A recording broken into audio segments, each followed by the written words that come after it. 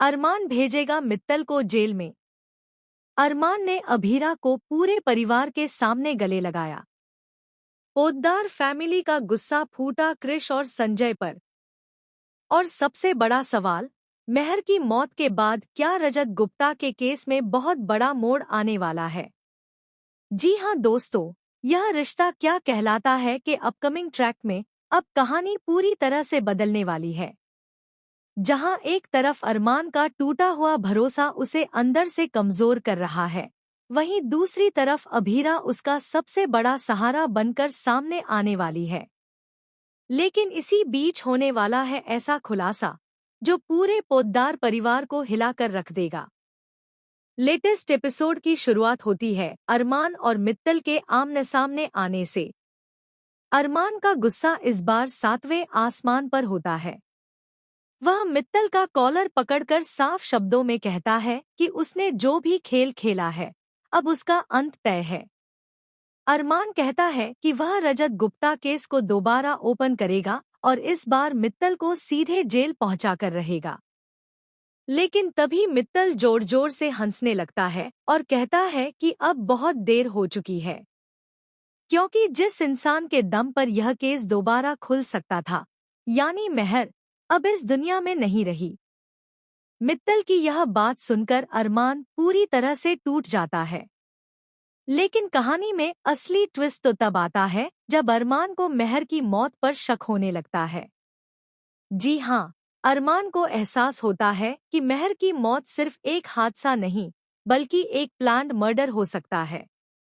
और इसी शक के बाद वह चुपचाप मेहर के पुराने रिकॉर्ड्स और सीसीटीवी फुटेज निकालना शुरू कर देता है।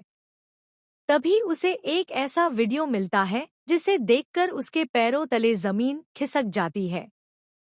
वीडियो में साफ नजर आता है कि मेहर की मौत से कुछ घंटे पहले संजय किसी अनजान शख्स से मिल रहा था। और सबसे चौंकाने वाली बात यह होती है कि उस वीडियो में क्रिश भी मौजूद होता है।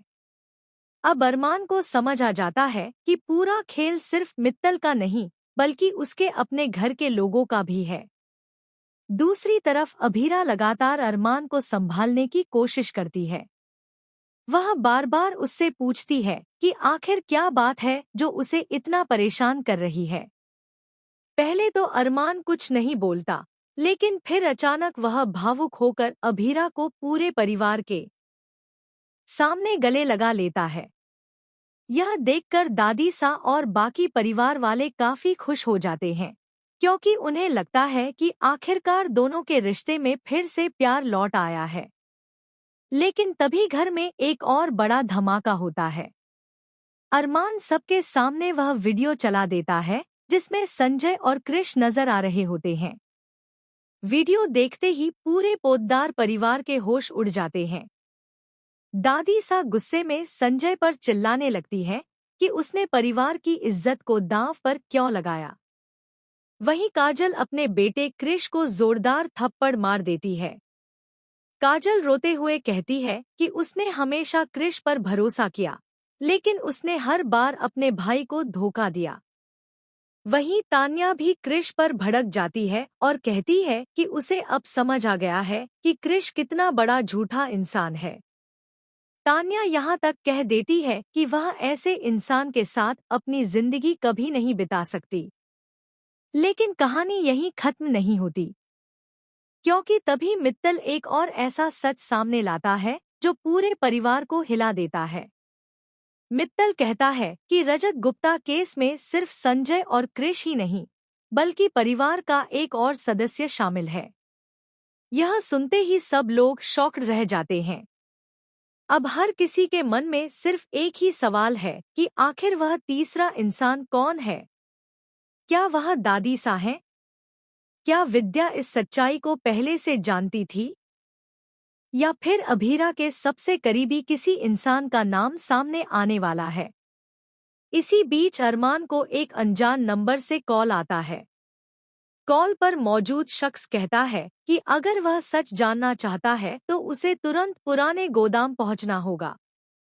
अरमान अकेले ही वहां पहुंच जाता है, लेकिन वहां पहुंचते ही उसके होश उड़ जाते हैं, क्योंकि उसके सामने मेहर जिंदा खड़ी होती है।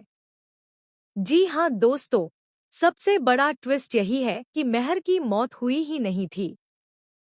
उसकी मौत का नाटक रचा गया था ताकि असली गुनहगार बाहर आ सकें। मेहर अरमान को बताती है कि मित्तल और संजय दोनों मिलकर रजत गुप्ता केस के सारे सबूत मिटाना चाहते थे, इसलिए उसे छिपकर रहना पड़ा। अब आने वाले एपिसोड में देखने को मिलेगा जब मेहर खुद कोर्ट में एंट्री करेगी और सबके सामने मित्तल, संजय और क्रिश की सच्चाई उजागर करेगी। लेकिन क्या इतने बड़े धोखे के बाद पोद्दार परिवार फिर से एक हो पाएगा? क्या तान्या हमेशा के लिए क्रिश को छोड़ देगी? और सबसे बड़ा सवाल, क्या